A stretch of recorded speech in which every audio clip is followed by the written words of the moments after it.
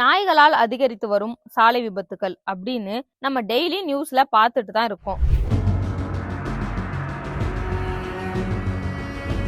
சில மாசங்களாவே நாய்கள் பிரச்சனை தான் பரபரப்பா பேசப்படுது. இப்ப நீங்க டிரைவ் பண்ணிட்டு இருக்கீங்கன்னா திடீர்னு நாய் குறுக்க வந்தா என்ன ஆகும்? என்ன ஆகும்னா ஆக்சிடென்ட் தான் ஆகும் அப்படின்னு நீங்க சொல்றது எனக்கு கேக்குது. அது கரெக்ட் தான். ஆனா நம்ம வண்டிக்கு என்ன ஆகும் அப்படின்னு நீங்க யோசிச்சிருக்கீங்களா?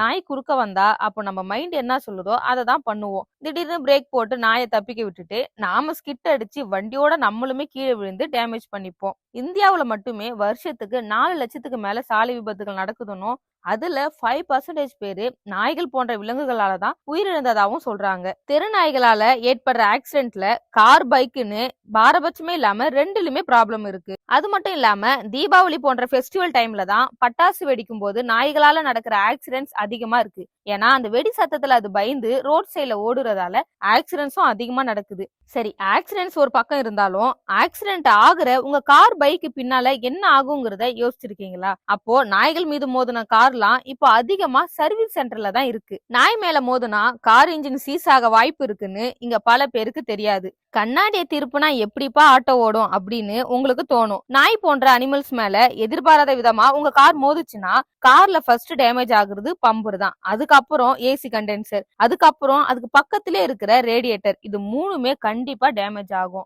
அடுத்து கார்ல இருக்கிற கூலண்ட் லீக் ஆக ஆரம்பிக்கும். நீங்க என்ன நினைப்பீங்க? கூலண்ட் தானே, நான் கூட பெரிய பாதிப்புன்னு நினைச்சேன் அப்படின்னு காரை நீங்க டிரைவ் பண்ணீங்கன்னா சுமார் 75,000 வரை நீங்க செலவு பண்ணணும். ஏன்னா அதுவுமே உங்க காருக்கு பெரிய பாதிப்பை கொடுக்கும். சோ நீங்க டிரைவ் பண்ணும்போது நாய் குறுக்க வந்துச்சுன்னா சடன் பிரேக் போடுறது இல்ல ஸ்டியரிங்க கண்ணா பின்னான்னு திருப்புனா அது பெரிய ஆக்சிடென்ட்ல தான் போய் முடியும். ஆக்சிடென்ட்க்கு ஆனதுக்கு அப்புறம் வண்டியில ஏதாவது லீக் ஆகுதான்னு பாருங்க. இல்ல அவசரத்துல நீங்க கவனிக்கலன்னா ஏசியை நோட் பண்ணுங்க. நாய் மட்டும் இல்ல, நீங்க எந்த அனிமல்ஸ் மேல மோதினாலுமே கொஞ்ச நேரத்துல ஏசி ஒர்க் ஆகாது. கடைசியா ரொம்ப முக்கியமான விஷயம் என்னன்னா, உங்க காருக்கான இன்சூரன்ஸ், இன்ஜின் கவரேஜையும் மெடிக்கல் பாலிசியுமே கண்டிப்பா எடுத்து வச்சுக்கோங்க. ஹெல்மெட் இல்லாம பைக்ல போகாதீங்க. இந்த மாதிரி நிறைய இன்ஃபர்மேஷனை தெரிஞ்சுக்க நம்ம ஒபே தி ரூல்ஸ் சேனலை ஃபாலோ பண்ணி சப்ஸ்கிரைப் பண்ணிக்கோங்க.